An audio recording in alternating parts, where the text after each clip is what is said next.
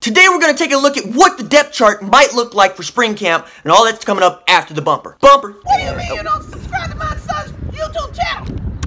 Mama, no! Just snap the damn ball, RJ. What's up, kidfolk? It's RJ Young. I am not on a step mill. Today, I want to take a look at the depth chart on the offensive side of the football. And we're going to start right now with quarterbacks. Now, I've made a few videos already about Kyler Murray and Austin Kendall and Tanner Mordecai and who I think is going to get the job. That'd be Kyler Murray. Although I've said that Austin Kendall has more of a shot than people think. Also, bear in mind that they're two different quarterbacks who are used to running two different kinds of offenses. So whoever wins, the offense is going to bend to that quarterback. Since a lot of the offense that's already in place looks like it gears toward Kyler Murray's skill set as a dual threat quarterback, again, I got to give him the go-ahead. Although, Lincoln Riley has shown before he got to OU that he's plenty capable of running an offense just around a quarterback throwing the ball all over the yard. See East Carolina. Now, I know a lot of folks want to bring Tanner Mordecai into the argument, but I have said, and I will say again, Tanner Mordecai should not be the starting quarterback in 2018. If he started quarterback in 2018, somebody got hurt, somebody got injured, or somebody's really not that good, which means we're really not that good. And I want us to be great, not just good. So Tanner Mordecai gets here in June. He'll learn the system. He'll have an opportunity. I expect him to duke it out with, say, Spencer Rattler when he gets here. My God, is that kid an athlete. At running back, we're kind of #blessed at this position. Because right off the bat, we got 3 guys returning. And I think at the top of the depth chart, you got to have Rodney Anderson, who took over that position in the second half of the season and rushed for over 200 yards against a Georgia defense that was supposed to be the best in the country. That's his job until further notice. Behind him, I got to say, is Trey Sermon, the preacher man, who made frequent trips to the promised land. Also runs hard, also runs heavy. I love how he stays low. I love how he hits holes. I love how he explodes with the football. Also, like Rodney Anderson, he can catch the ball out of the backfield. We know what we're getting from Trey Sermon. Third on the depth chart, I got to put Marcellus Sutton. Now, I know a lot of folks aren't high on Marcellus Sutton, but all the kid did was average more than 5.9 yards per carry last season when he got a chance to tote the rock. And as a senior, you got to believe they're going to try to get as much mileage out of Marcellus Sutton as possible. So that doesn't mean just kick returns. That also means I think he's going to get more carries, which means I think we're going to see more and hear more about him during the spring and into the fall. At number 4 on the depth chart, I got Kennedy Brooks. Now, you might remember Kennedy Brooks was a 4-star recruit who redshirted 2017. So that's gone. They got to play him now. And I think he's going to battle with Marcellus Sutton and possibly Trey Sermon for more carries. And number 5 on the running back depth chart, I got to have TJ Pledger. Now, I don't think TJ Pledger is mature enough physically to handle the load of the running back position in Oklahoma. Not yet, but soon.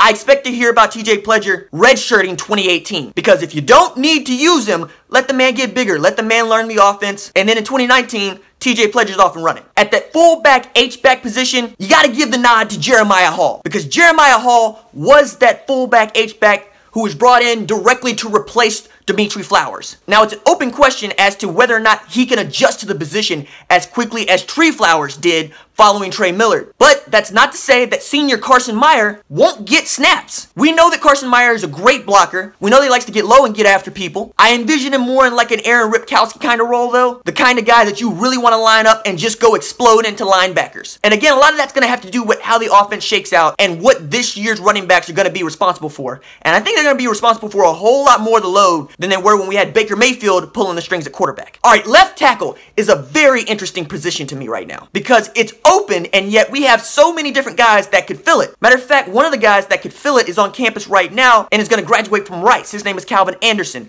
I think if he decides to come to OU, he slides right into that left tackle spot and we go back to more or less running the same sort of line that we ran last year. Although we'll be breaking in a new center, which I'll get to in a moment. Let's say for the sake of argument that Calvin Anderson decides to go to Auburn or Texas or Michigan. You got to believe that Bobby Evans, a junior at right tackle, is going to get a shot at that left tackle spot. Specifically because he's a 2-year starter at right tackle. Now, if he's got the precision and the hands and the technique to cover the quarterback's blind side, just put him over there. But the guy who's probably going to get the second most amount of snaps at that position is probably going to be Quinn Mittermeier, senior. Now, I like Mittermeier, but I don't like him as much as Bray Walker, who's going to get here in June, to say nothing of what Darrell Simpson could bring to the table. Like I said, we got a lot of options there, but I don't expect anything to be locked up at the left tackle position in the spring. I expect that to be an open competition that extends into the summer, and it's going to be interesting to see who is the anchor on that offensive line come September 1st. Now we get to the deepest position on the offense, if you ask me, and that's left guard, where you got your option between Ben Powers and Cody Ford. You know what you're getting out of both of them, so let them get the equal amount of snaps and see who might separate themselves. Even so, you got a really good guard who can play in either position if you wanted him to.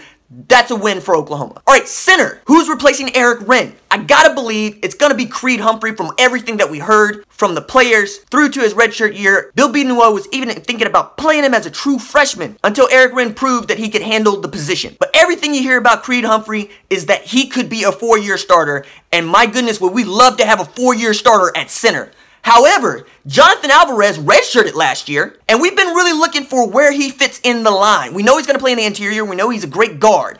But it's going to be interesting to see if he has something to say about that center position, or whether or not he fills in at maybe that right guard spot because of what we know about starter Drew Samia at that right guard spot. Now we know Samia's got a temper. Samia would be going into his 4th straight season as the starter at that position. It's basically been his, and the other guy other than Alvarez who might challenge for that spot is Tyrese Robinson, who is also coming out of a redshirt year. And let's not forget, he was one of the best offensive recruits that we had in 2017. At right tackle, we also have a lot of options, and we're really good there. Adrian Ealy could be the guy up front. However, you don't bring a guy in like Tremonda Moore from a junior college not to give him a shot, not to play him. To say nothing again of where Daryl Simpson's going to fit in on these tackles positions. But as far as the guys who are here right now, gotta believe Adrian Ealy's number 1, perhaps Eric Swinson at number 2. But again, that's a position like left tackle that I don't expect to be shored up until September, because we're so deep and we're going to see what we got, and we got to see who we want to redshirt and who we want to get game. Tight end is the no-brainer position for me right now. It's got to be Grant Calcaterra,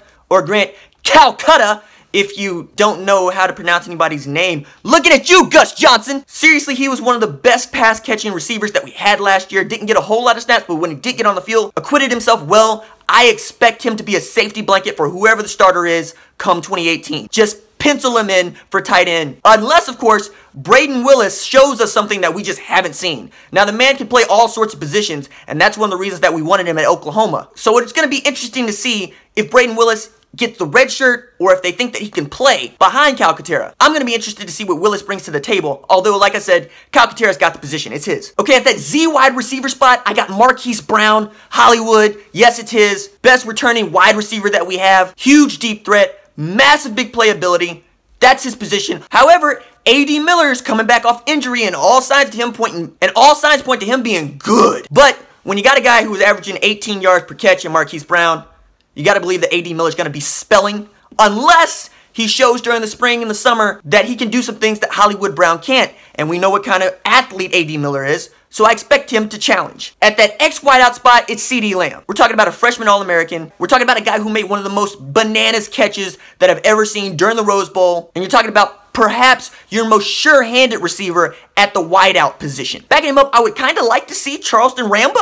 This is a guy with bust-out speed like Hollywood Brown's, can get up and down the field. Also redshirted last season. I expect him to get some game. The slot receiver position is interesting to me because going into the spring, it's got to be Michael Jones, who you got to believe is the starter. And while Michael acquitted himself really well, especially during the Big 12 championship, this kid, Jaquaylin Crawford out of Rockdale, he can play, man. I mean, he had a highlight reel during the Texas State Championship game. He's fast, he's quick, he's got great route running ability. If nothing else, I expect him to be in that number 2 spot behind Michael Jones, with perhaps Miles Tees, a senior, coming in that 3rd spot. However, seniors have pride, and I wouldn't want to be beat out by a true freshman if I was Tees. So I'm really interested to see what that looks like come the summer, but I don't expect anything other than Michael Jones to be the starter at this point. Alright, that's it for me. If you liked the videos, don't forget to like and subscribe. I'll see you tomorrow. Deuces.